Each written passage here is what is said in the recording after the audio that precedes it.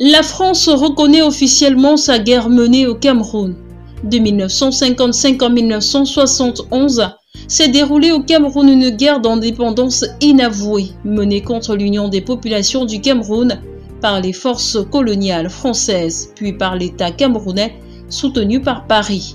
Des villages furent rasés, les populations regroupées derrière des barbelés.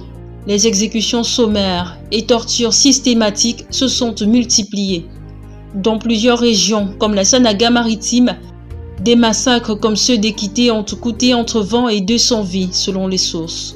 Pendant des décennies, le mot même de guerre fut soigneusement évité dans les discours officiels, réduisant ce douloureux pan de l'histoire à de simples troubles ou opérations de pacification. Oui, la France a enfin mis un mot sur son silence. Le 30 juillet 2025, Emmanuel Macron adresse une lettre à son homologue camerounais, son Excellence Paul Biya. Une lettre qui sera rendue publique le 12 août 2025.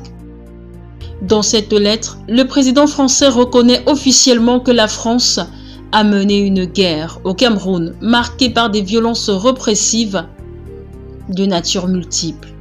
Et ce, selon des conclusions de rapports d'historiens franco-camerounais.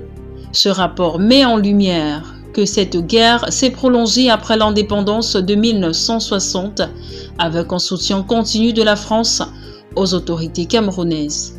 Le mea culpa d'Emmanuel Macron suffit-il à effacer la douleur des Camerounais? Ce qui est clair est que la reconnaissance présidentielle constitue un tournant historique annonçant une ère où la mémoire des victimes et des combattants peut enfin être honorée officiellement.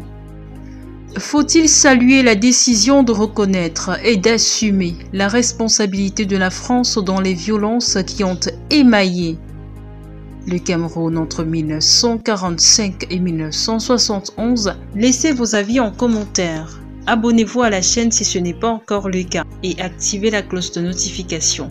Ainsi, vous recevrez toutes nos vidéos.